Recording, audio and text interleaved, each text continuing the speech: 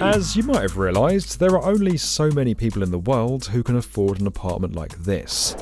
Even on Billionaires Row, a $238 million sale is out of the ordinary. These are helicopter people. Their feet don't touch the ground. They go from private school to charity gala to penthouse, right? They're not interacting with the average city dweller. So they're living in this different world. And often developers are thinking about them and building for them. We just had enough people coming to us, and then it just took on a life of its own. And we did it very quietly. People signed NDAs. We invited co-brokers in. There are 8 billion people on our planet, but a little over 2,600 of them are billionaires. So right from the start, there's an incredibly small demographic of buyers who can realistically afford these units. Now, not everyone in the building is a billionaire, but it's a good place to start. Cut to May 2015. White and gold or blue and black. We are going to make our country have wage equality once and for all and equal rights for women. For the last time on a television program, thank you and good night. 220 Central Park South had just launched sales, and Roth hopped on an earnings call to reveal the big news. In just 6 short weeks, without any advertising, marketing, or outreach whatsoever, we already have commitments for over $1.1 billion, representing about 1/3 of the building.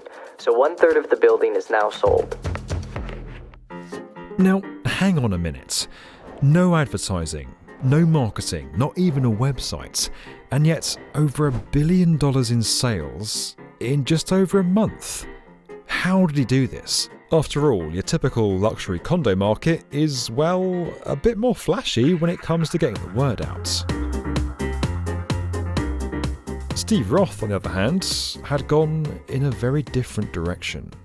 Stephen Roth treated that building less like a condo and more like his own personal country club. So he took a really significant interest in who was buying there, who would be allowed to come and see the units. So it created this velvet rope effect where, if you weren't allowed to be in there, you wanted to be in there even more. And that really sent the values skyrocketing. Steve knew what he was doing. He treated that building as though he was going to live in every apartment. So most developers, when they're planning it, they start to value engineer it.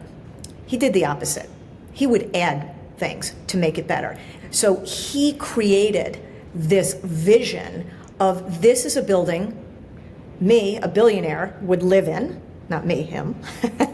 So there was right off the bat this big feeling of comfort from all these other buyers that if Steve's in charge, this is going to be different. Wealthy domestic purchasers were dropping tens of millions on units. The CEO of Paramount Group paid $33.5 million. The founder of RL Capital got a place for $26.2 million. Even Sting became an official Englishman in New York when he nabbed one of the penthouses for $65.7 million. After years of plotting, planning and persistence, 220 Central Park South had become the creme de la creme of Billionaires Row. Like so many things in life, reaching the top gets you noticed. And just as the team behind the Super Tool celebrated their success, the city of New York began to pay attention. It's not easy to find something nearly all New Yorkers agree on, but when it comes to rent... What we need here is affordable, permanent housing. The average monthly rent has jumped to a record high of nearly $5,600. Is it going to get any better anytime soon? What's the future look like?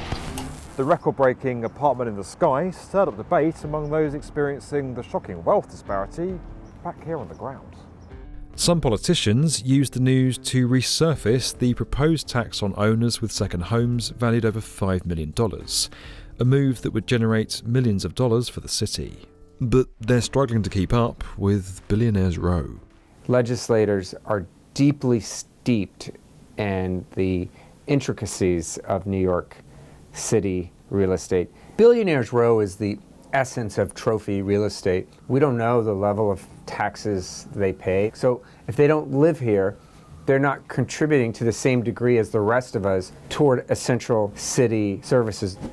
A pied-à-terre tax would be a small surcharge on these properties, a move that some felt to be entirely reasonable since so many were just investment vehicles that often sat empty.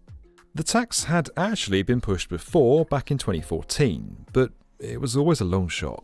Obviously, I think that's ridiculous. These are people who spend a lot of money and put a ton of money into our city and fund so much of what makes New York what it is. You would never want to antagonize or alienate these people. And we already have significant taxes when people buy these kind of apartments. If you think about what the mansion tax and city and state transfer taxes were on this building, I mean, it was big. Very, very big. Thank you, Steve. The city should be thanking him. Ultimately, it was lobbied against, and lawmakers dropped it in favour of a newly enacted mansion tax, an additional charge on properties valued over $1 million. Having wealthy people in our city is a good thing if it contributes to the lifeblood of our economy. I'm not certain, though, that always is the case.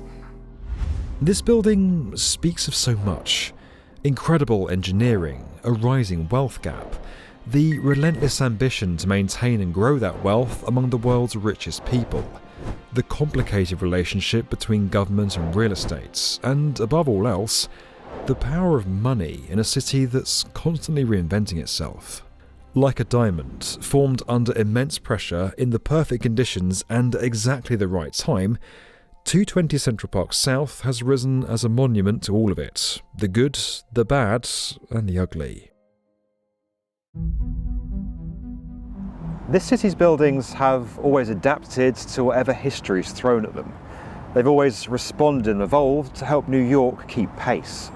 We saw it with the construction of the first skyscrapers here in the early part of the 20th century, with the construction of the World Trade Center in the 1970s, and then the rebuilding of the World Trade Center after 9/11. We saw it with the way developers built skyscrapers over a live rail yard, and most recently we're seeing it in the form of Billionaires Row. But even among all that, the story of 220 Central Park South sets an extreme new bar. Even among the engineering awe of Billionaires Row, it stands out for the most extreme of reasons. What's struck me most about coming here this time and covering this aspect of Billionaires Row is how I'm in one city, but I'm talking about two completely different worlds. The people of New York are struggling to find affordable housing, they're struggling with a cost of living crisis, and yet up there in those skyscrapers are people living a very different life. This exact combination of greed, wealth, design, litigation, it doesn't exist anywhere else in the world, not even close. New York City is the only place this could happen. I don't think we're going to see another phenomenon like Billionaires Row for quite some time. We saw that narrative play out, and the people who got in a little bit too late lost a lot of money, had a lot of trouble, and we're not seeing the same hunger to build that ultra luxury real estate anymore, at least at that scale.